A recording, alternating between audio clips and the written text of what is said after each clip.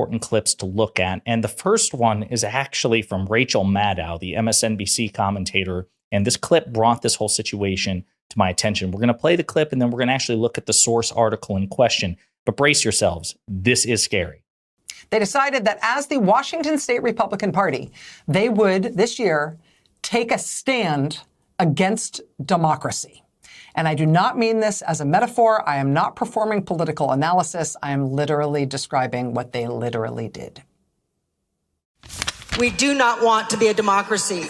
Originally, congressmen were elected by a direct democracy, senators were elected by their state legislatures, and presidents are elected by the Electoral College.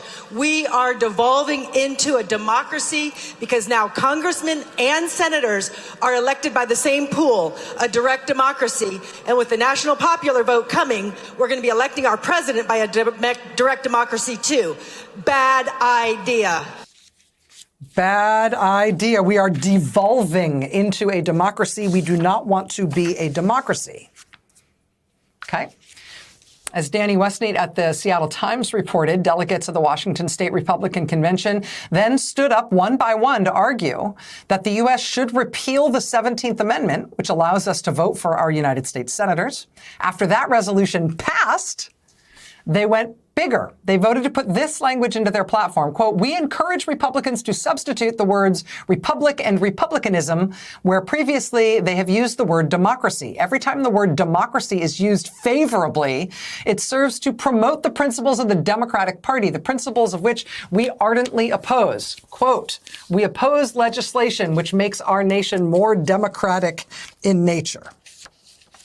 We oppose legislation which makes our nation more democratic in nature. So say Washington State Republicans, officially in writing in their party platform. What's going on here? They're authoritarians.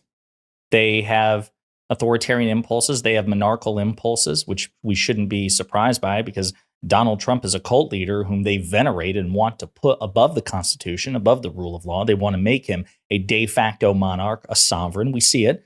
Trump and his attorneys have blatantly argued explicitly in front of the United States Supreme Court that Donald Trump, as an ex-president, is entitled to assassinate political rivals with impunity, sell nuclear codes to foreign adversaries, and even attempt to use the military to stage a coup. They argued all of this explicitly in court, and they said that Donald Trump shouldn't be liable for criminal prosecution if he attempts all these things. I say Donald Trump because Trump, when he was the president in 2020, tried to get his Attorney General, Bill Barr, to prosecute Barack Obama, an ex-president. So clearly, this notion that ex-presidents can't be prosecuted is something new. It's new for Donald Trump because it's convenient for Donald Trump because he's an unprincipled hypocrite and loser that these Republicans have embraced. They would never adopt the standard, nor should they, by the way, for a Democratic Party president. But unlike those of us who are sane, who say Democratic presidents nor Republican presidents should be entitled to this sort of absolute lifetime immunity, they say, no. Only the opposition should be subject to rule of law. Lesser people, like liberals and progressives and marginalized groups and women, people, again, like the rest of us. Republicans themselves, they get to change the game and the rules of the game to benefit them. That's why they don't want democracy, because they know 9 times out of 10, they're on the losing side of popular opinion and majority rule. So the source article in question, before we go to the next video, comes from the Seattle Times. Political forecasters called it that the state Republican convention would feature turmoil, ending, and endorsements of the most extreme MAGA candidates, all to match the party's current MAGA mood. Among the jilted was the Republican frontrunner for governor, former Sheriff Dave Reichert, who was left putting out an APB for the GOP. The party's been taken hostage, quote. But there was another strain to the proceedings last weekend that didn't get much attention. Political conventions are often colorful curiosities. This one took a darker turn. The Republican base, it turns out, is now opposed to democracy. Their words, not mine, as you'll soon see. After the candidates left, the convention's delegates got down to crafting a party platform. Like at most GOP gatherings in the Trump era, this one called for restrictions on voting. In Washington state, the delegates called for the end of all mail-in voting. Instead, we would have a one-day-only in-person election with photo ID and paper ballots, with no use of tabulating machines or digital scanners to count the ballots. All ballots would be counted by hand by Trappist monks. Okay, I made up the monk part. I did not make up the part about banning the use of machines to count votes. All in all, it would make voting less convenient and harder by rolling it back at least half a century. But then the convention veered into more unexpected anti-democratic territory. A resolution called for the ending the ability to vote for U.S. senators. Instead, senators would get appointed by state legislatures, as it generally worked 110 years ago prior to the passage of the 17th Amendment. Then, of course, they play the clip from the woman in question or read the quote that was in the clip of Rachel Maddow. "We do not want to be a democracy." That's one of the quotes. We don't? There are debates about how complete of a democracy we wish to be. For example, the state Democratic Party platform has called for the direct election of the president, doing away with the Electoral College. But curtailing our own vote? The GOPers said that they hoped states' rights would be strengthened with such a move. Then they kicked it up a notch. They passed a resolution, calling on people to please stop using the word democracy. We oppose legislation which makes our nation more democratic in nature. As the article points out, it wasn't that long ago when Republican presidents would extol democracy as America's greatest exports. George W. Bush talked about it all the time. Now the party's saying they don't even want to hear the word anymore.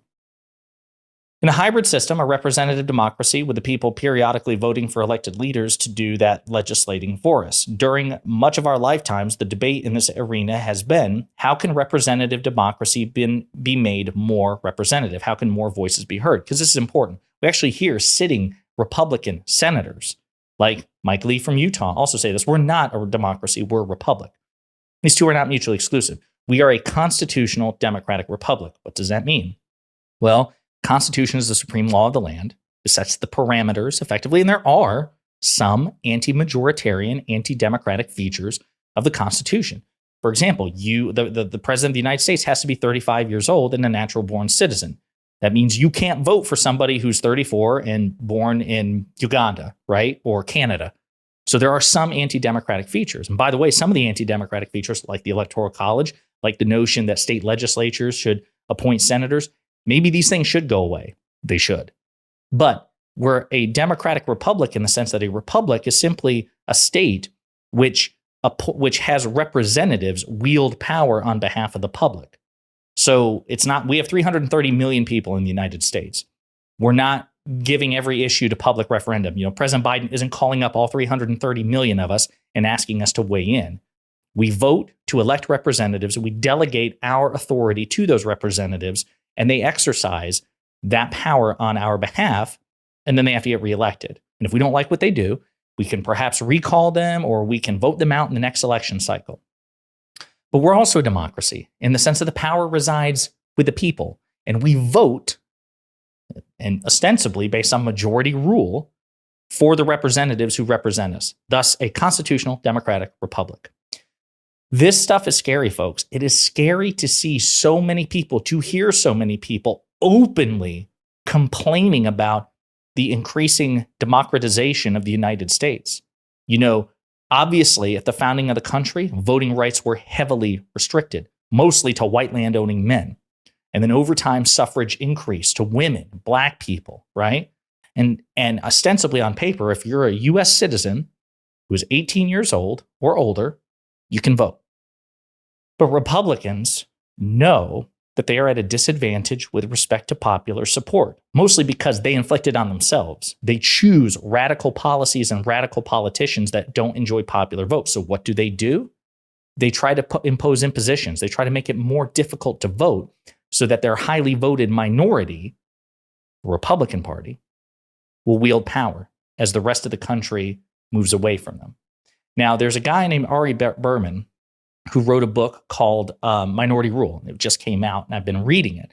He was recently interviewed by Democracy Now! I want to play this clip because it's pretty good. So the major thesis of my new book is that a shrinking conservative white minority has rigged the political process in favor of an extreme faction of the Republican Party, basically to prevent a much more broader and more diverse majority from taking power. And the Supreme Court is a perfect illustration of that because it is the product of two anti-democratic institutions. It's a product of presidents, Republican presidents, who lost the popular vote, and it's a product of conservative senators who don't represent a minority of Americans appointing the conservative justices. So we have a the way we elect presidents violates one person, one vote. The way we elect senators violates one person, one vote. That has led to a rigged Supreme Court. Then the rigged Supreme Court themselves has further rigged the political process to benefit Republicans through things like gutting the Voting Rights Act, allowing dark money through Citizens United,